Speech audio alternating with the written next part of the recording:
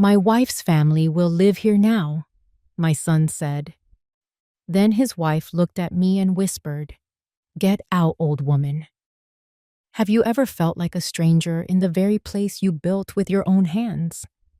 I stood in the hallway of my house while the woman my son married scrolled through her phone and called me old under her breath. I bought the land. I paid every tax. I patched every roof leak with my bare hands. But that night, they told me I no longer belonged. They said it like it was final, like I should quietly disappear and make space for people who never lifted a finger for this home. I didn't scream. I didn't beg. I smiled. Because sometimes silence isn't a weakness. It's preparation. If you've ever been dismissed in the home you once held together, hit subscribe now. Let me take you back to where this started. A quiet ranch in Wyoming. A house my husband and I built with sweat and love. A house I thought would carry our name long after we were gone, until my son changed his tone, and his wife, her smile. What happened next was never part of my plan, but neither was surrender. Let's begin. The first time I laid eyes on that land, it was nothing but open sky and hard dirt. My husband and I were still young back then, still working 2 jobs each, still laughing in the kitchen like we hadn't seen how rough life could be. But we saw something in that land, something we could build, something we could leave behind. He called it our last adventure. I called it home. We didn't have much, just a rusted old truck, a stack of lumber we bought secondhand, and a few friends who owed us favors. Every nail we hammered, every board we set was ours. No contractors, no debt, just sweat and trust. And it wasn't just a house. It was our mark on the world. It was the place we held hands after a long day, the place we brought our baby boy home to, wrapped in a secondhand blanket, on a cold March morning. That boy, Graham. He took his first steps on our kitchen floor, lost his first tooth out by the chicken coop. I remember how he used to follow his father around the yard with that tiny red plastic hammer, trying to fix what wasn't broken, asking what every tool did, how fences stood up, how cement dried. He used to call the land magic. Years passed. My husband got sick. I'm really sick. The kind that creeps in quietly and eats you from the inside out. I buried him behind the barn, under the tree where he carved our initials back in '78. I remember kneeling in the dirt after the service, hands covered in soil, thinking I would never feel steady again. But I stayed. I stayed on the land. I stayed because someone had to. Graham moved away after college. Said the town was too small. Said life was too slow. I understood. I always told him to find his own road. He did. Got a job in the city, met a woman, married her before I ever had the chance to really know her. Shayla. That's her name. Pretty girl. Smart, slick smile, voice like velvet but with teeth underneath. She didn't grow up with dirt under her nails or holes in her shoes. She didn't grow up with hard winters and harder choices. I could tell she loved my son, in her own way.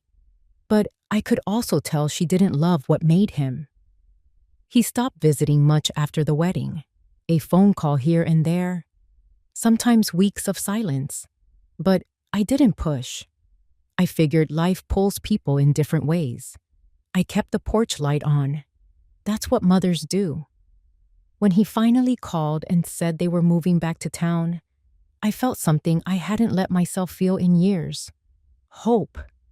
He said Shayla wanted a quieter life, a place to breathe. He said they were thinking of starting a family, and maybe the ranch would be a good place to raise a child. I told him they could stay with me for a while, just until they found something permanent. He laughed, said I still made the best pie in the 3 counties, said it'd be nice to wake up to the sound of roosters again.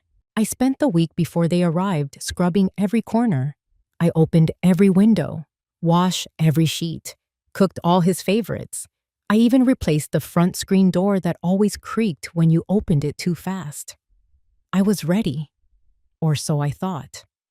The moment Shayla stepped out of that SUV in her designer boots and sunglasses the size of my teacups, I felt the air change. She looked around the property like it was something she meant to remodel. Like she didn't see memories in the chipped paint or meaning in the uneven floorboards. Just flaws to be corrected. Graham came around the truck and hugged me real quick. One arm. No longer. He looked thinner, tired, or maybe just distant. I couldn't tell. Shayla walked right past me and into the house without a word. Her heels clicked on the wood like she owned every board. I told myself she was just overwhelmed. City folks always forget how quiet real quiet can be. That night, we had dinner together. Chicken pot pie, fresh from the oven, just like Graham liked. He barely touched it. Shayla picked out the carrots.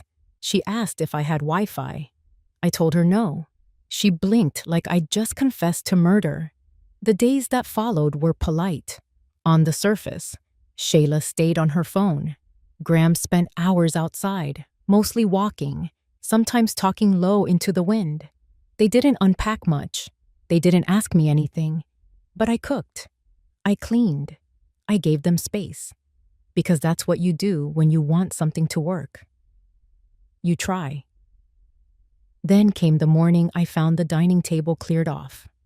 Every photo, every trinket, every scrap of history I kept in that hutch was gone. I asked Graham about it. He said Shayla was thinking of redecorating, said the table needed a fresh look, said maybe it was time to let go of the old stuff. Old stuff. That's what he called his childhood. That's what he called his father's flag. The one folded in the glass box from the funeral. I didn't say anything that day. I just went to the barn and sat in the truck for over an hour with the keys in my hand and nowhere to go. I wish I could say that was the hardest part, but I hadn't heard the words yet. Not the ones that would turn everything I built into a battlefield. Not the ones that would leave me standing at the edge of my life with nothing but my breath to hold on to. Not yet. The morning started quiet. No birds. Just the low creak of the front steps and the sound of Shayla's coffee mug clicking on the counter. I walked in from the porch with a basket of eggs, still warm from the coop, and placed them gently beside the sink. She didn't look up, just kept tapping on her phone with one hand and stirring the coffee with the other. Graham wasn't in the kitchen. I hadn't seen him since dinner the night before. The seat he always used growing up, the one with the chipped armrest, sat empty. I placed a biscuit on a napkin and left it near his side anyway. Habit. I turned to say something, maybe ask if she wanted anything for breakfast. But she beat me to it. She said they'd been talking. Her voice was soft, slow, almost gentle, but every word came with that thin layer of control. The kind of tone people use when they've already made a decision but want you to feel like you still have a say. They were thinking of staying longer, she said, maybe even making the place their own. Said it might be good for Graham, for their future. I nodded once, unsure where she was heading. Then she looked straight at me and said the house needed updates. The layout was old. The fixtures were worn. The land could be used for more than just sitting around looking sentimental. She said it all like facts, like things she'd been waiting to say for weeks. I stood by the sink, my hand still damp from rinsing the eggs. The silence between us stretched, long and tight. I kept my eyes on the window, out toward the barn. She mentioned converting the barn into a guest house, turning the front field into a venue space for weddings or events. Said there was money in that. Said people loved rustic charm. I said nothing. Then she asked about the deed. Her voice dropped just slightly, just enough. She wondered aloud whether it was in my name or Graham's. I turned from the window and told her calmly that the deed had been in my name since 1982. She smiled, but it didn't reach her eyes. Said, "Oh, of course." then took her coffee and left the kitchen without another word. I stood there for a while. The eggs are still resting in the basket, the biscuit untouched. The quiet didn't feel peaceful anymore. It felt like a held breath. That afternoon, Graham came in through the back door. He looked sunburned, hair messy, sleeves rolled up like he'd been doing real work. But I knew better. He'd just been walking the perimeter again, alone. He leaned on the counter and asked if I'd given any thought to what Shayla had brought up. His tone was casual, but there was a stiffness in his jaw he couldn't hide.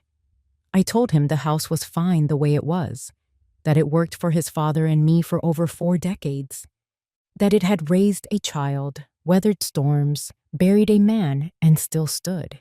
He shifted in place, then said maybe it was time for the place to have a new chapter. That word stuck in my ear. Chapter. He made it sound like I was a prologue, like I was something you read through before the real story began.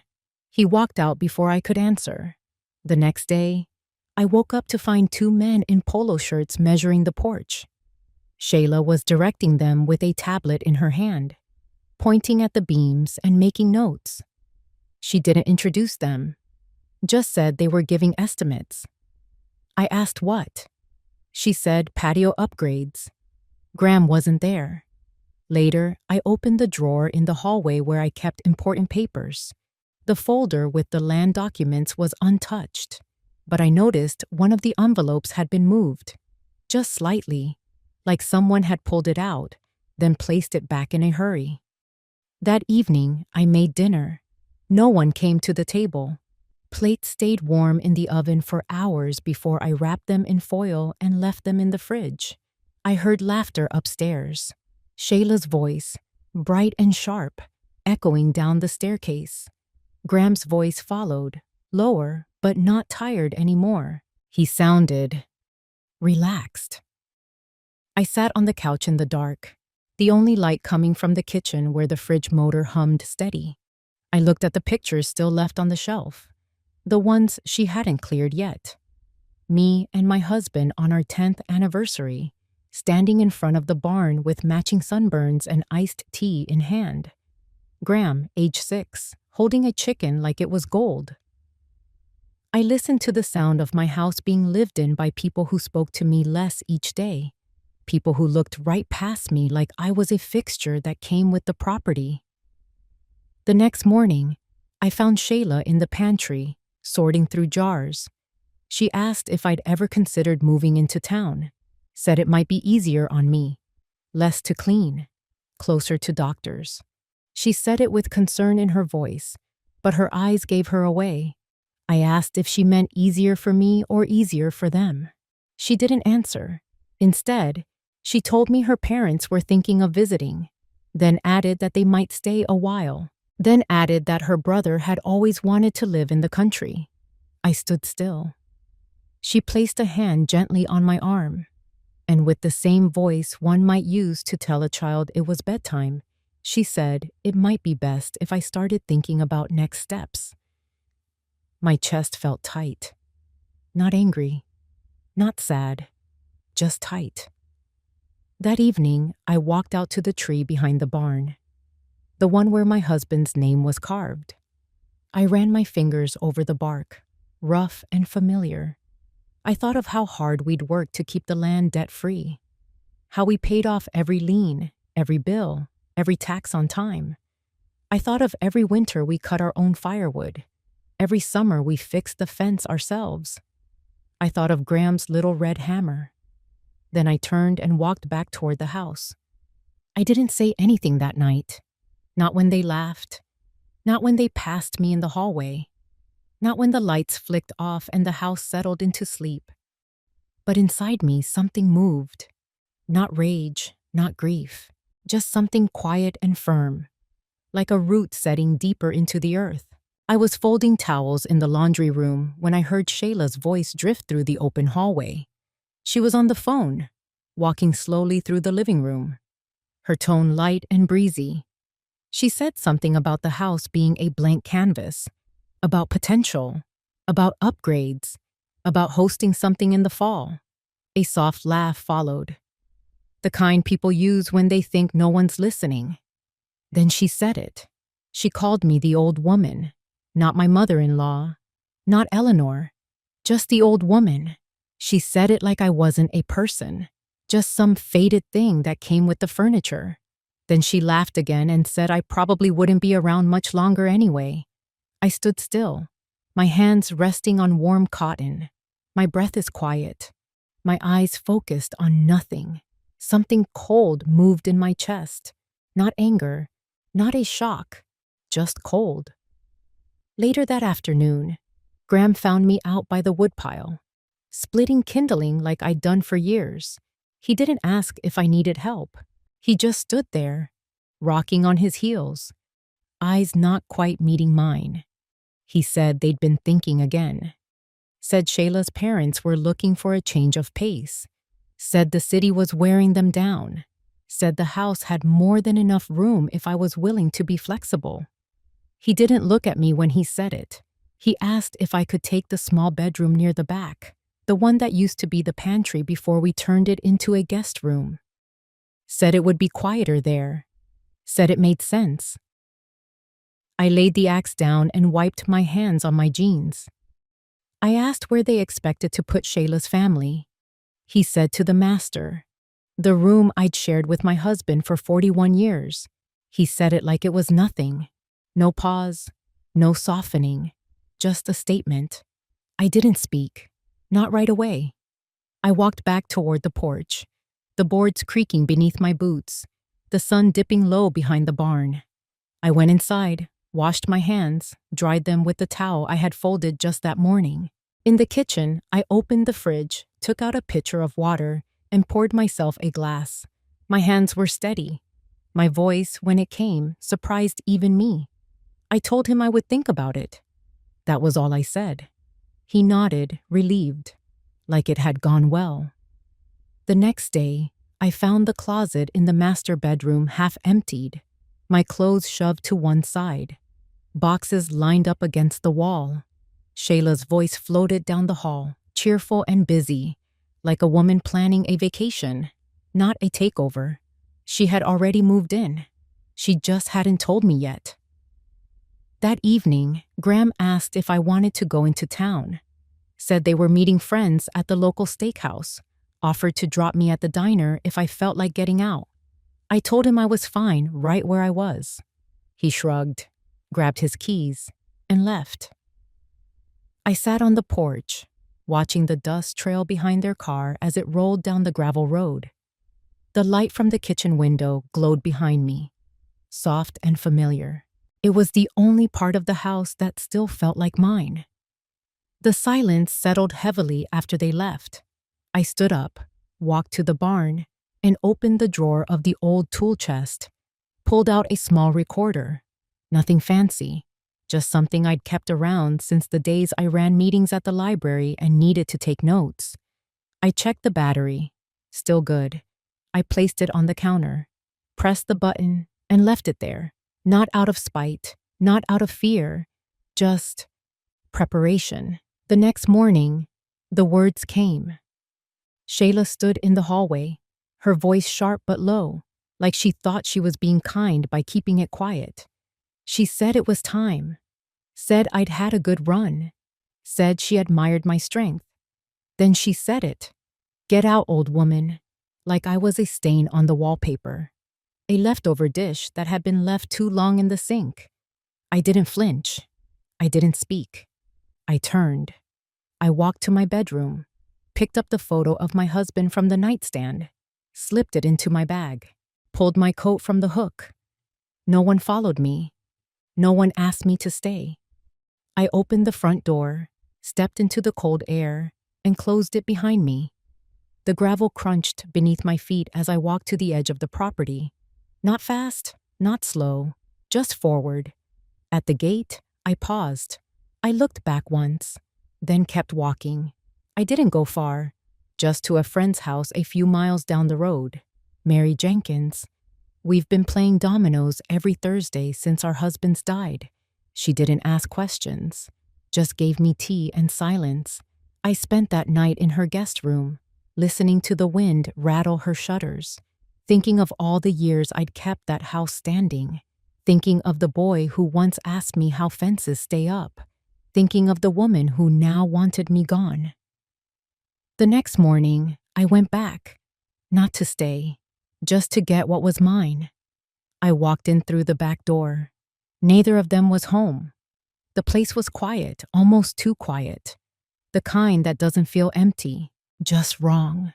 I picked up the recorder from the counter, slipped it into my coat pocket. Then I looked around, and for the first time, I didn't see home. I saw a house. I walked out.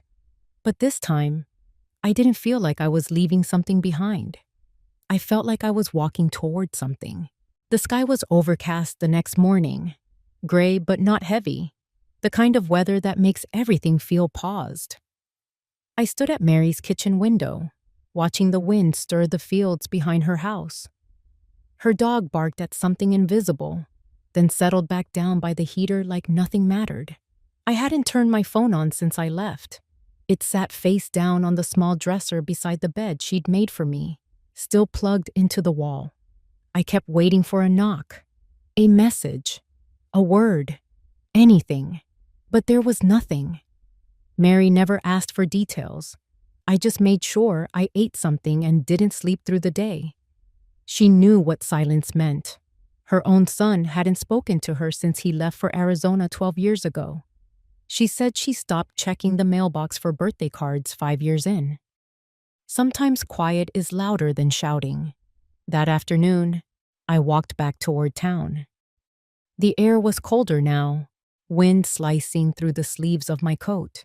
I kept my hands in my pockets, one wrapped around the recorder. I hadn't replayed it yet. I didn't need to. The words were already burned into me. At the post office, I asked to update the forwarding address. The clerk nodded, didn't blink when I listed Mary's house. Folks in small towns don't need explanations. They just piece things together from the way your shoulders sit and how long you pause before saying your last name. I bought a roll of stamps. Habit. I hadn't written to anyone in years. By the time I got back to Mary's, the sun had dropped low behind the grain silos. She had soup on the stove. Lentil, like always. I ate quietly, not because I was sad, but because I didn't want to waste words on things that couldn't be changed. That night, I turned the phone back on. No missed calls, no messages, just a weather alert and a sale at the feed store. The house didn't miss me. The people inside it didn't either. I lay in bed that night, thinking about the day Graham broke his arm climbing the tree out back. How he cried and screamed until I carried him inside, one hand gripping my shoulder, the other limp at his side. He was 10. He had called for me first, not his father. He said I always made things better. I kept waiting for that voice to return, for that boy to call out again. He didn't. 3 days passed. Still nothing. On the 4th day, Mary asked if I planned to go back and pack the rest of my things. I said yes, but not yet. She nodded like she understood. She always did. I started waking up earlier, making the coffee before Mary even came downstairs. I swept the porch, helped her sort the pantry, walking her dog. I kept my hands moving so my thoughts wouldn't settle too long in one place. But at night, I still stared at the ceiling, waiting for a word. A call, a knock, a note. None came. Instead, I heard from someone else. Marla Jennings from church called Mary's landline to ask if I was all right. Word had traveled. Not in the way gossip spreads, but the quieter kind. Concern masked as curiosity. I told her I was fine, that I just needed a little space. She offered to bring me a pie. I said maybe next week. When I hung up, I checked my phone again. Still nothing. That evening, I walked past the edge of Mary's land and stood by the fence where our properties nearly touched. From that hill, I could see the rooftop of my house. My old house. The chimney wasn't smoking. The porch light was off. But the driveway had tire marks. Someone had been coming and going. I stayed there until the wind picked up too sharp for my jacket. Then I turned back. That night, I replayed the recording. Just once. It was short. Just Shayla's voice. Calm, crisp, detached. "Get out, old woman." Then a long pause, and the click of her mug setting down on the counter. I didn't cry. I didn't throw the recorder. I just turned it off and slipped it back into the drawer. I sat there a while, listening to the quiet hum of Mary's fridge, the slow tick of the old clock in her hallway, the faint sound of wind slipping through the frame of the window. And I realized something. I had been waiting for Graham to say something. Anything. Not an apology. Not even regret. Just recognition. A simple word. One word. But none came. And maybe that was the answer. It was on the 6th morning that I woke up without reaching for my phone. There was no part of me left waiting. I moved through Mary's kitchen like it belonged to me, not out of comfort, but out of rhythm. The way long-married folks know where the coffee spoons live and how the light hits the floor just after 7. Mary was still asleep. Her dog followed me to the porch and curled under the rocking chair. I stepped outside and let the wind hit my face. It was colder now, the kind of cold that clings to your bones, not just your coat. I stared out toward the hills. My land sat just beyond the far row of trees. Still quiet. Still mine. At least on paper. That morning, I made a list. Not a dramatic one. No speeches. Just 3 short lines written on the back of a feed store receipt. 1. Secure documents. 2. Contact lawyer. 3. Don't look back. I folded it and placed it in my coat pocket, right beside the recorder. I knew I had to go back. Not to explain. Not to argue, but to reclaim what I still had left. By mid-morning, I was standing outside the county clerk's office. It was the same building where my husband and I had signed the original deed. I remembered the way his hand had trembled just slightly when he passed me the pen. The woman at the desk was younger than I expected. She wore bright red glasses and smelled faintly of vanilla. I handed her my ID, then the folder I'd brought from Mary's, the one with the property title, tax records, and marriage certificate. She looked it over, flipped through a few pages, and gave a small nod. Everything checked out. Still in my name. Still legally mine. The way it had been for over 40 years. I asked her one quiet question, without raising my voice or my eyebrows. She confirmed it. If someone was living on that land without permission or written transfer, they had no claim to it, no right to change it, no right to move anyone in or out. I thanked her and stepped back out into the cold. I didn't feel triumphant. I felt still. I drove to the library next. The same one where I used to volunteer on Wednesdays, sorting returns and helping seniors with the copier. The librarian recognized me, waved softly, and pointed toward the back corner where the public computer sat. I logged in and looked up a number. Then I picked up the phone and called him. Took 3 rings before he answered. His voice was flat, tired, maybe even annoyed. I told him I needed access to the house, just a few hours, to collect what was mine and secure what belonged to me. He didn't protest, didn't offer to help, just said, "Sure, whatever you need," then hung up. I walked out of the library and sat in my car for a moment before turning the key. I expected something, a flicker of guilt, a pause, anything. But the silence on the other end had told me more than words ever could. I drove back to the house that afternoon. Not fast, not slow, just steady. The gravel under my tires sounded different now, less familiar, like it was remembering someone who hadn't passed that way in a while. When I pulled up, Shayla's car was gone. Graham's truck was in the barn. The porch looked clean, too clean. The kind of clean that comes after something's been scrubbed too hard. I stepped inside without knocking. The air smelled like cinnamon candles and something synthetic, not the scent of wood and weathered books and lemon polish the way it used to. The kitchen had been rearranged. My old mixing bowls are gone. The blue dish I brought from my mother's kitchen was replaced with something glass and modern. I didn't stop to mourn it. I walked to the back room first, found my photo albums, my sewing box, the one my husband gave me before I ever needed reading glasses. I packed them carefully into the bags I brought, labeled everything with a strip of masking tape, just like I used to when Graham went off to camp. Then I walked down the hallway, entered the master bedroom. It wasn't mine anymore. The furniture had been shifted. The bedding was replaced. But in the corner, behind the dresser, I found the cedar box I had kept under the bed since 1985. It held our wedding license, letters from my sister, and 3 war medals that belonged to my father. I held it to my chest, breathed in, then walked back out into the hallway. That was when I heard footsteps. He stood in the kitchen, arms crossed, eyes wary, not angry, not embarrassed, just watching. I nodded at him, said nothing. He didn't speak either. That silence stretched again, the same silence that had followed me through every room in that house. But this time, I didn't wait for it to break. I finished packing the last box. I walked past him, out the door. He didn't follow, didn't call after me.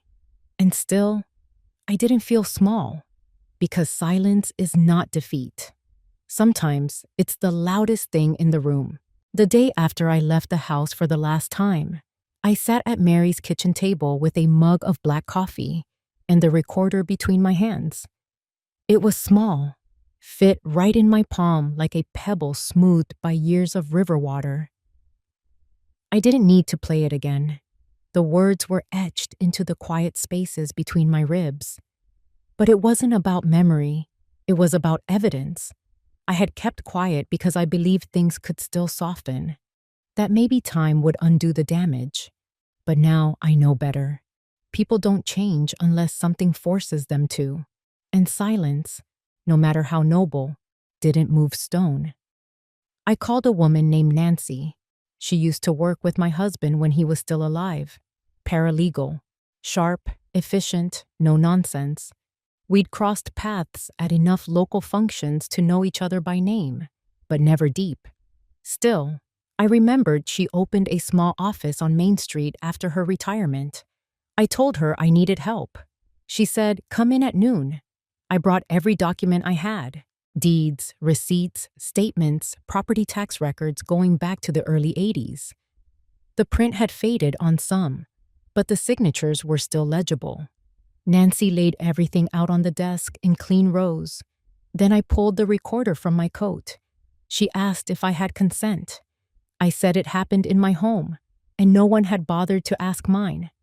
She nodded once, pressed play, and let the short clip fill the room. "Get out, old woman," followed by a laugh, a pause, and silence. Nancy didn't blink. She just stopped the recording, leaned back in her chair, and said we had enough. She called a friend who did property law, a woman out of Cheyenne who specialized in senior rights and unlawful occupancy. They scheduled a consultation for the next afternoon. I listened, took notes, drank water when offered. I didn't cry. I didn't tremble. Because this wasn't about emotion anymore. It was about clarity. That night, I slept better than I had in weeks.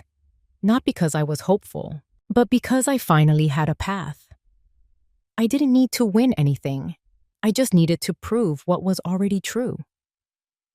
In the morning, I went into town and printed the photos from my house, the ones that still had my handwriting on the back, dates and locations in black ink. I made a folder with everything Nancy might need, labeled every tab. It felt like stitching something back together. Not fabric, but fact. When I walked back to the car, I saw Graham across the street. He was leaning against the front of the feed store, one hand in his pocket, the other holding a cup of coffee. Our eyes met. He didn't wave. I didn't look away. There was no confrontation, no collapse, just that one long, held glance. Then he turned and stepped inside the store. I drove back to Mary's, opened her gate, let the dog out, sat on the porch with the sun barely warming my knees. The quiet didn't ache anymore. It felt earned. Nancy called later that day. She said the papers were being drawn up, that we'd issue a formal notice by the end of the week, that if anyone contested it, they'd have to do so in writing, with documentation neither Shayla nor Graham had any legal right to possess. I thanked her. She paused before hanging up and told me something soft, something almost whispered. Most people never gather their proof until it's too late. But I had. That evening, I made tea for both Mary and me. We sat side by side, not speaking much, just sipping, breathing, letting the hours fall the way they used to when we were young and didn't know how fast time moves. I didn't tell her everything, but I told her enough. And when she nodded, eyes steady on mine, I knew she understood. I didn't need a battle. I just needed the truth to have weight. And finally, it did. I didn't tell them I was coming. Nancy advised against it, said it was better to let the notice speak first, let the paperwork land before emotion had time to twist things. So I waited. 2 days passed before the courier delivered the formal letter to the front porch. I didn't go with him, just watched from the other end of the road, parked in Mary's car, engine off. He knocked once. No one answered. He placed the envelope just inside the screen door and walked back toward his van like it was any other delivery. A bill, a flyer, nothing special. But I knew better. Inside that envelope were 6 pages, typed, signed, with a clear heading at the top. Notice of revocation of informal occupancy and demand for vacate. The law had no poetry, but it had weight. And for once, that was enough. I didn't feel triumphant. There was no rush of satisfaction, just a quiet confirmation that I had done what needed doing. No shouting, no scene, just paper. Nancy said it would take 48 hours to take effect. After that, they had 7 days to leave the property or file a formal response. But she doubted they would.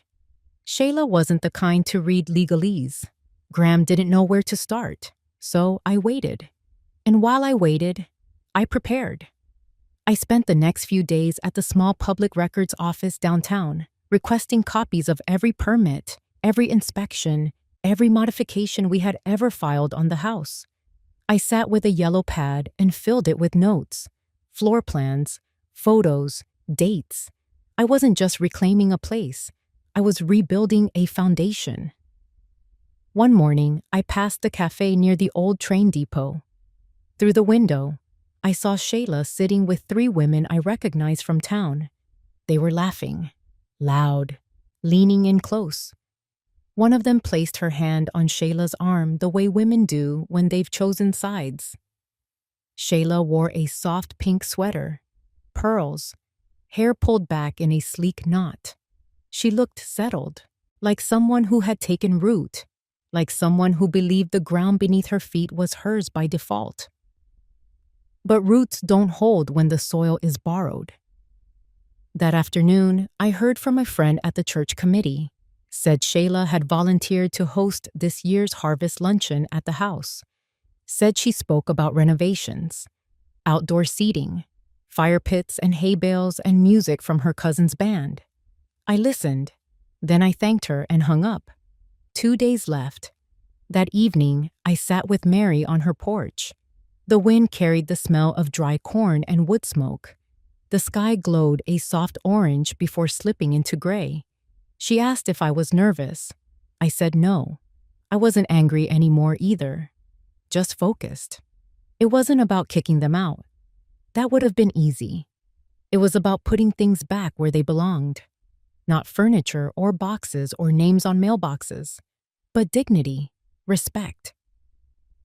The next morning, I dressed in clean jeans and a pressed flannel, tied my boots, tucked my hair behind my ears, and took the long way around town. Stopped at the library, the feed store, the diner, not because I needed anything, but because I wanted people to see me, still standing, still solid, not gone, not invisible. That night, Graham called. The first time since everything began. I let it ring twice before I picked it up. His voice was quiet, not shaking, but not steady either. He said he got the papers, said they understood, said they'd be out by the end of the week. I didn't say much. I just thanked him and hung up. There was no need for a speech. The message had already landed. By Friday, Mary drove me by the house. The porch light was off again. The driveway had fewer tire marks. I saw boxes through the window, a mattress propped against the living room wall. I didn't go in. Not yet. Let them finish. Let the dust settle. Let the silence return. Because that's where I do my best thinking. And they still didn't know what was coming next. The envelope came early on a Monday. It arrived the same way most things do out here. No ceremony, just a soft thump against the floor of Mary's porch as the mail carrier moved on to the next box down the road. But I knew it was the one. The seal from the county office gave it away. A cream folder, heavier than regular mail. I didn't open it right away. I sat with it, let the weight rest on my lap while the kettle boiled. The world outside was still and gray. Clouds hung low over the fields, and the only thing moving was the wind through the bare trees. When the tea was steeped and the dog curled up beside me, I finally slipped a finger beneath the flap and opened it. Inside was a stamped notice, final and enforceable. It said I had legal standing to reclaim possession of the home, that no party currently residing had produced any claim or contest, that the deadline had passed, that the court recognized my ownership, exclusive and undisputed. I folded the paper, pressed it flat with the side of my hand, and breathed. Not loud, not long, just deep enough to know it was real. The silence had spoken, but now the law has echoed it, and there would be no confusion left. By Wednesday, a sheriff's deputy would be sent to oversee the handoff, just in case things got tense. Nancy said it was unlikely, but standard procedure. I nodded. I understood. I didn't want conflict. I only wanted the keys. That night, I didn't sleep much, not from nerves, but from clarity.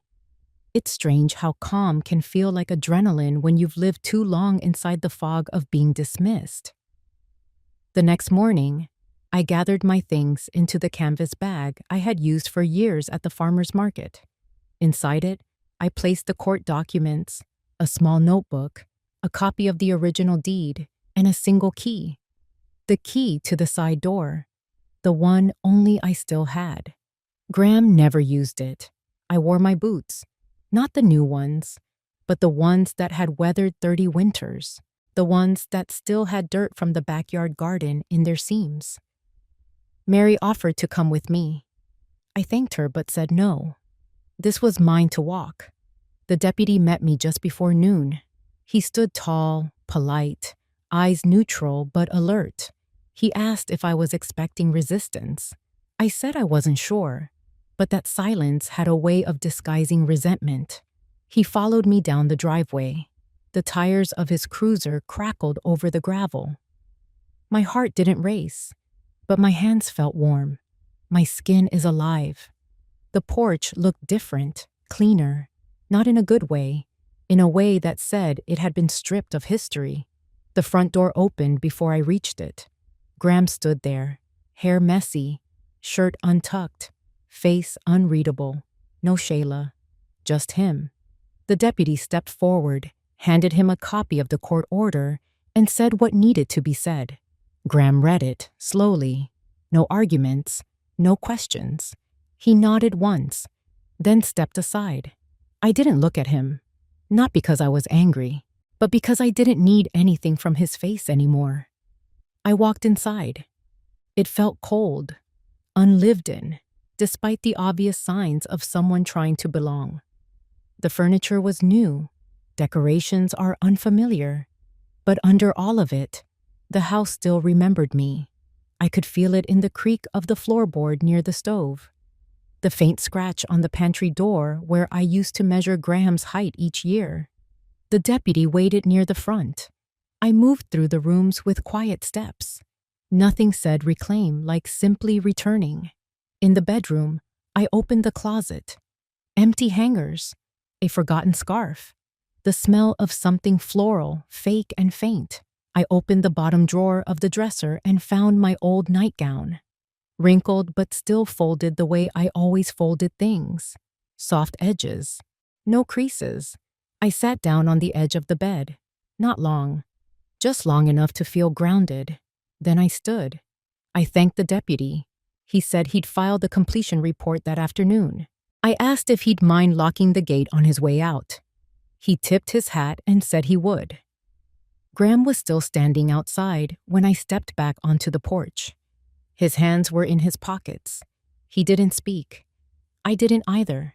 I walked past him, down the steps and to the side of the house. The key still worked. I unlocked the door, stepped inside. This time, alone, and stayed. There were things to fix, curtains to change, windows to clean. But none of that mattered. What mattered was that I was no longer waiting to be seen. I had made myself visible, not by shouting, not by asking, but by proving. And now the house was mine again, not because I took it, but because I never let it be taken. 3 days after I returned home, the phone rang. Not the cell phone, the landline. The one mounted on the kitchen wall with the long cord that still curled from too many years of pacing conversations. I had almost forgotten it worked. It was Graham. His voice was low, careful. He asked if he could stop by, said he had something to say. I didn't give an answer right away. I let the silence stretch long enough to be heard. Then I told him what time the gate would be unlocked. When he pulled into the drive, I stayed seated at the kitchen table, the same one where I had shelled peas with his father, the same one where Graham once sat as a boy, swinging his legs beneath while I packed his lunch. Now, I sat alone. I didn't meet him at the door. I didn't rise to greet him. He let himself in and stood by the doorway, hat in his hand, like he wasn't sure if he was welcome or already forgiven. I watched him. He looked older than he had last week. Not tired, but exposed. The kind of wear that doesn't come from labor, but from truth, finding its way through the cracks. He started to speak, but the words came out scattered. He said something about Shayla, about how things got too fast, how he didn't mean to push. Maybe he should have asked more, waited longer, listened better. I didn't interrupt. I just looked at him. Let him see how silence could hold more weight than words. Then he reached into his coat pocket and pulled out a small tin, set it gently on the table. I recognized it. It was the tobacco tin his father had used to store old keys. Inside were the spare keys to the barn, the shed, the truck we no longer owned, but also one more, the original key to the front door. He slid it toward me. I didn't touch it. He said he came to return what was never his, and that he was sorry. Not for what happened, he said, but for forgetting who I was. That was the first honest thing I'd heard from him in months, and I knew it cost him. Still, I didn't offer comfort, not right away, because I had learned something in the past few weeks. Some wounds don't close with an apology. Some silences are not meant to be filled. He looked at me again, waiting for something. I told him I wasn't angry anymore, but I wasn't the woman he remembered. Not the one who covered for everyone. Not the one who always made space even when there was none. He asked if he could visit again, maybe help around the place, mow the field, Fix the back gate. I told him we'd see. That was all. He nodded. I looked down, then walked out, slow and quiet, like someone who understood the weight of leaving behind more than keys. When the door closed, I stayed seated. The tin still sat on the table, catching the light from the window. I didn't open it again. I didn't need to. It wasn't about the key. It was about the line drawn in silence. That night, I stood at the kitchen sink, rinsing the last cup from dinner, when I saw the porch light flicker on. Motion sensor. I stepped onto the porch and looked out. No one there. Just the wind. And the wide quiet that had come to feel like home again. I sat in the rocker, wrapped in the old quilt I had pulled from storage, and watched the sky shift from dusk to indigo. Inside, the house was mine again. But more than that, I was mine again. Not the version of me who waited to be invited into her own story, but the one who had written the ending with her own hands. It had been quiet for days. Not the kind of quiet that felt empty, but the kind that let you hear yourself again. The kind that let the house breathe. The kind that reminded you it was never noise that made a place feel alive. It belonged. I filled the silence with little things, washing the curtains, re-oiling the wooden banister, rearranging the silverware drawer the way it used to be before someone decided to put spoons where the forks lived. I opened the attic and let air pass through boxes that hadn't been touched in years. I lit a candle in the hallway, one of the old cinnamon ones I found in a drawer behind some mismatched napkins. For the first time in a long time, I took my time. On the 5th day, I heard it. The knock. Not urgent. Just steady. Measured. But not from someone certain they'd be welcomed. I stayed where I was for a moment. Let the echo settle in the room. Then I rose and walked toward the door. When I opened it, I found Shayla. Hair pinned up neat. Makeup perfect. A soft beige coat. She stood like someone rehearsing stillness. I didn't step aside. She cleared her throat once, then asked if she could come in for just a moment. Her voice was even, but there was something thin behind it, like she wasn't used to waiting. I told her she could speak from the porch. She hesitated, then nodded. She said they had moved into a rental across town. Said it wasn't what they hoped for, but it would do for now. Said Graham was trying to get back on his feet and figure things out. I listened. Then she paused and looked around, like she expected someone to arrive behind her. She finally said what she came to say, that she never meant to make me feel unwanted, that it was all just a misunderstanding, stress, circumstance, transition. She said it with the ease of someone who has always known how to smooth a wrinkle without admitting the fabric was ever torn. Then she smiled. But I didn't. I told her this house had seen storms, real ones, the kind that peeled paint and cracked windows. But never once had it turned cold. Until her. I didn't raise my voice. I didn't list the things she had done. I didn't tell her about the whispers she thought I didn't hear. About the way she moved my picture frames to a drawer, about the night she called her sister from the porch and said I was nothing but a lingering problem. I didn't say any of that. I just looked at her. Then I said something simple, that she had every right to build a life, but not by gutting someone else's, and certainly not mine. She didn't speak after that, just nodded again, small, stiff. Then she stepped back and turned toward the car parked by the edge of the gravel. She didn't look back, and I didn't watch her go. I closed the door and stood in the hallway. My hand rested on the doorknob for a moment longer than it needed to, because that was the last knock. The final one. And for once, I didn't feel the urge to open wider, to explain, to mend. There was a time I would have followed her outside. I tried to ease the tension, offer coffee or a seat. That time had passed. I had spent too many years opening doors for people who came only to rearrange the furniture of my life and call it improvement. Now I was guarding the frame, not with locks, not with threats, but with quiet resolve. Later that evening, I walked through each room again, not out of worry, but out of the ceremony. I touched the edges of picture frames I had returned to the walls, ran my fingers along the mantel where I had placed the wooden duck Graham carved in 6th grade. I left it there not for nostalgia, but for history. Because the past doesn't need erasing to be survived. It only needs truth. And the truth was simple.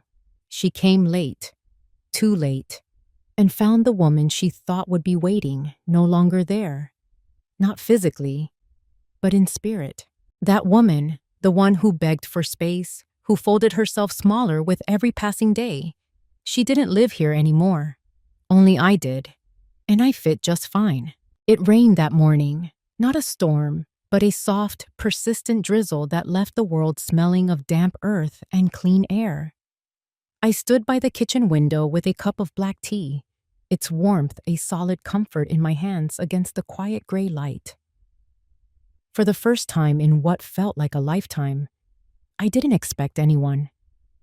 The house was quiet, but it was no longer the hollow, waiting quiet of a held breath.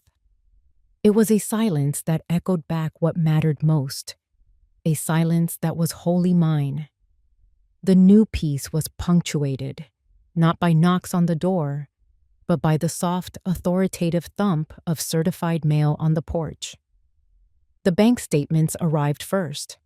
They weren't the thin, flimsy envelopes of the past, easily overlooked. These were heavy, made of thick paper that felt serious, demanding a signature. Sitting at the same kitchen table that had witnessed a lifetime of apologies and betrayals, quiet breakfasts and stormy nights, I opened them. Graham's name was gone from the joint account. The withdrawal rights had been formally, irrevocably removed. The locks weren't just on the doors anymore. They were forged in the ink of the law, embedded in the paper trail. A person couldn't charm or manipulate their way past a court order. A few days later, the notary called to confirm the car title had been transferred back solely to my name. That beat-up station wagon, the one Shayla had once laughed at, calling it practically a donation, was mine again. I found it in the garage, covered in a thin layer of dust. The air smelled of old oil and cold concrete. I cleaned out the glove box that evening and found an old photo I'd forgotten was there. Graham at 12, holding a fishing pole nearly as tall as he was, standing beside his father. Both of them were sunburned, their smiles wide and crooked. I remembered that day, the sharp, clean smell of the lake, the way my husband's hand rested on our son's shoulder, the easy pride in his eyes. I didn't cry. I placed the photo in the drawer near the kitchen phone. I had finally learned the crucial difference between keeping memories and clinging to illusions. The final, bitterest reclamation came unexpectedly. I had gone to the hardware store for replacement bulbs when I overheard a man complaining about the rental rates on storage units. He mentioned the facility just off the highway, and then my old billing account number, a number I knew by heart. A cold stillness washed over me. It was under my name, but it was not my doing. Nancy, my sharp-witted paralegal, checked into it. The truth was as cold and sharp as I'd expected. Graham had been storing my life in a 10-by-10 metal box 30 minutes away. The leftover furniture, the boxes of dishes, the lamps from my mother, all the things that had slowly vanished from my house under the guise of redecorating and upgrading. All this time, they had been claiming they'd bought new, while using what had been quietly taken during the months I was being systematically edged out. The court's authority still stood. The contents were returned. Standing before the open metal door of that unit felt like looking at a ransacked tomb of my own life, seeing my mother's china set, The one with the delicate gold trim piled in a cardboard box marked "Kitchen Old" felt like a physical blow. But the anger was a fading echo. I hired a truck, and most of it I donated directly to the local women's shelter. I didn't need the matching china set. I was my own person now. Mismatched, perhaps, but honest and whole. But I kept the rocking chair. It was the one from the back patio, the one my husband had bought at a flea market and painstakingly refinished himself. It wasn't just a piece of furniture. It was a silent witness to decades of sunsets, conversations, and quiet contentment. That night, I placed it back where it belonged, right outside the kitchen window, under the eaves. The wood felt solid and familiar under my hands. I sat, and the chair creaked in its old rhythm with the wind. It was the same spot where I once sat, tense and shrinking, while I overheard Shayla on the phone, telling her sister, "She's not leaving. It's like she thinks this house still belongs to her." Now, I rocked gently, listening to the same wind, only this time with no one inside plotting how to erase me. There was no grand celebration, no champagne, no big cinematic moment of triumph. Just this: peace. Because that's the thing no one tells you about victory. When it finally comes after a long, quiet war, it's not loud. It's not a headline or applause. It's quiet. It is the sound of your own breath filling a room no one else is claiming. It is the simple, profound knowledge that every item in your kitchen drawer is exactly where you put it. It is the solid, satisfying slam of a mailbox with your name printed clearly on it, without edits or additions. Weeks later, on a crisp Tuesday, I saw Shayla at the grocery store. The fluorescent lights hummed overhead, and the wheels of my cart squeaked softly on the linoleum. She was standing near the deli counter, her back to me, arguing with the clerk over the price of sliced ham. Her posture was stiff, her voice sharp with an indignation that seemed too large for the situation. For a fleeting second, an old instinct flickered. The urge to turn my cart, to retreat down another aisle, to simply avoid. But I didn't. I kept walking. I didn't hide.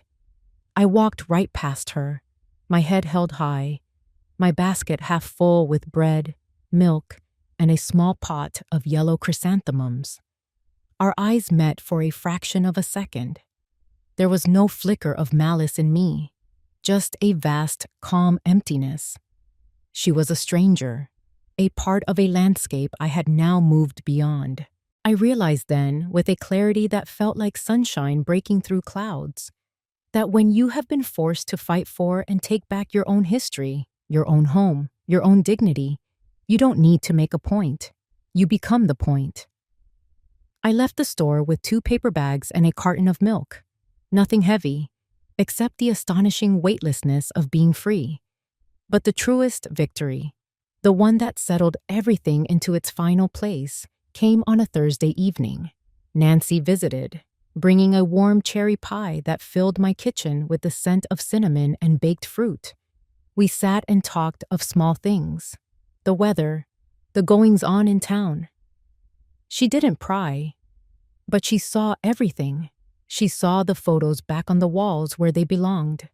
She saw the peace in my face. As she was leaving, she paused at the door and looked around my reclaimed home one last time. "You know, Eleanor," she said, her voice soft but clear, "in my line of work, I've seen people fight to reclaim a house. It's messy and it's hard." She turned to face me, her eyes steady. "You did more than that. You reclaimed your name." Her words stayed with me long after her car's taillights had disappeared down the road. They settled the final piece of the puzzle into place.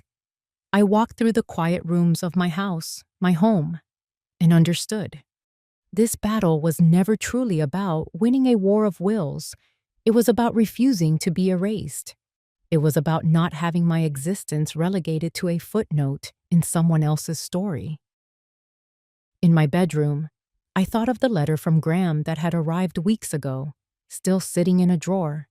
It wasn't an apology, but a rambling confession of his own weakness and shame. He didn't ask for forgiveness. I folded it away in my mind. His journey was his own now. My role as the fixer, the one who smoothed things over, was over. That woman, the one who begged for space, who folded herself smaller with every passing day, she didn't live here anymore. Only I did. And I learned, day by quiet day, how to take up space again, without apology.